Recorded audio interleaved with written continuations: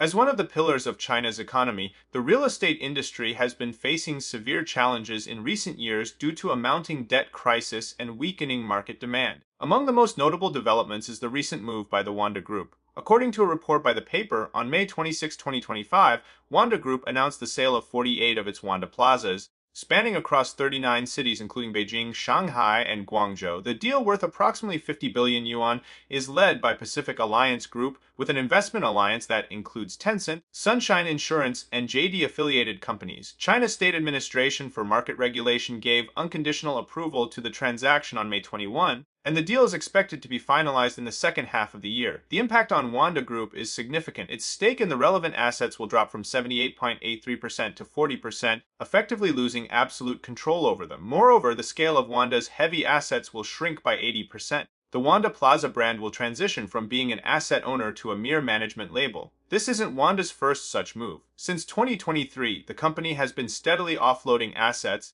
In early 2025 alone, Wanda sold 7 plazas at a rate of nearly one every 2 days. Public concern over Wanda's situation is reflected in discussions on Platform X. Behind Wanda's sell-off lies the broader downturn of China's real estate sector. Since 2023, real estate developers have shown increasing willingness to sell assets. The volume of major commercial property transactions has nearly doubled compared to 2022.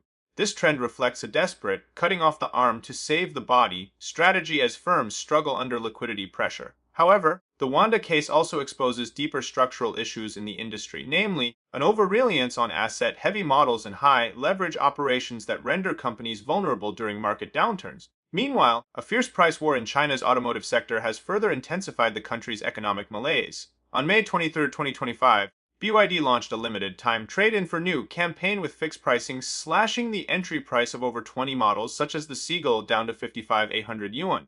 The move sent shockwaves through the market. On May 26, shares of Chinese automakers broadly tumbled. BYD's A shares fell over 5%, and its Hong Kong-listed shares, along with Leapmotor's, dropped more than 8%. Other players such as Geely and Li Auto were also affected. Great Wall Motors chairman Wei Jianjun likened the current price war to an Evergrande crisis, warning that excessive competition could lead companies to compromise on safety and quality. This sentiment also sparked debate on Platform X. A hypothetical post by Auto Insight 2025 on May 25, 2025 suggested that the price war might further compress profit margins across the industry, placing small and medium-sized automakers at risk of survival. The driving force behind the price war is an imbalance between supply and demand, coupled with mounting inventory pressure. As new energy vehicle production rapidly expands, competition has intensified. Companies are forced to lower prices in order to clear inventory. However, this approach risks creating a vicious cycle. Falling profits limit investment in R&D and quality control, thereby undermining long-term competitiveness. Another telling sign of China's economic slowdown is the rising unemployment rate.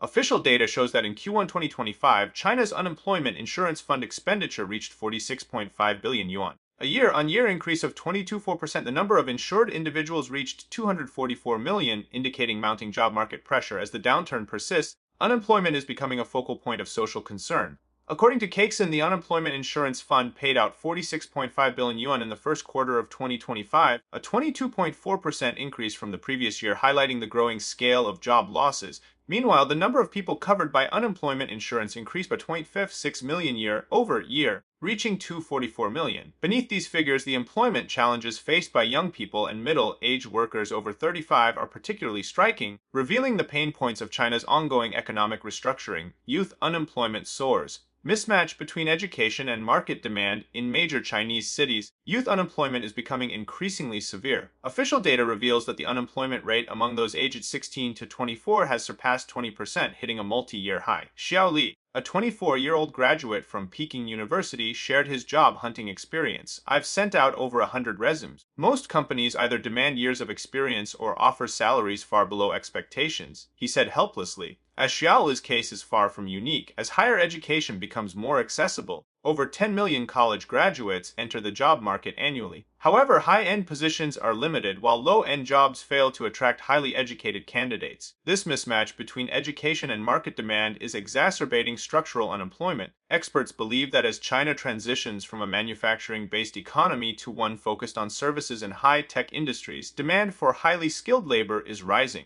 Yet many graduates lack the necessary expertise. At the same time, the prevailing evolution culture pushes young people to spend excessive time preparing for certification exams or graduate school, often without translating into stable employment. Ms. Zhang, an analyst at a Beijing-based human resources firm, noted, "The rise in youth unemployment is not just an economic issue, it reflects a disconnect between the education system and the labor market. The 35-year-old crisis and mid-career joblessness running parallel to the youth unemployment issue is the employment plight facing those over the age of 35. In China's corporate culture, 35 is often seen as an invisible threshold. Many companies prefer hiring younger workers, viewing them as cheaper and more dynamic. As a result, middle-aged workers face a heightened risk of layoffs and marginalization." Mr. Wang, a 45-year-old engineer who worked at a manufacturing company in Shanghai for 15 years, recently joined the ranks of the unemployed. "When the company downsized, I was in the first batch to be let go. They said I was too old to adapt to new technologies," he said with resignation. Now, he relies on food delivery gig work to make ends meet, but the income falls far short of covering his family's expenses. According to Cakeson, the number of unemployed individuals aged 35 and above has risen significantly in recent years. This demographic typically bears the burden of supporting a family, so unemployment hits them particularly hard.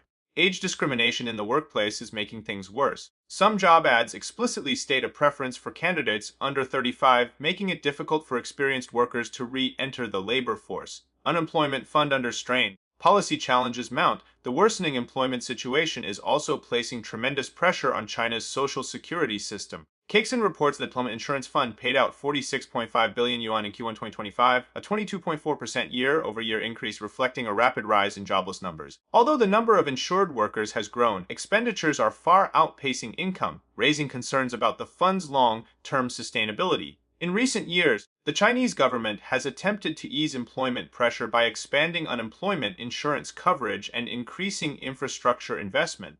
However, the results have been limited. An unnamed economist pointed out that current policies lack sufficient targeting and are ill-equipped to address the complexities of structural unemployment.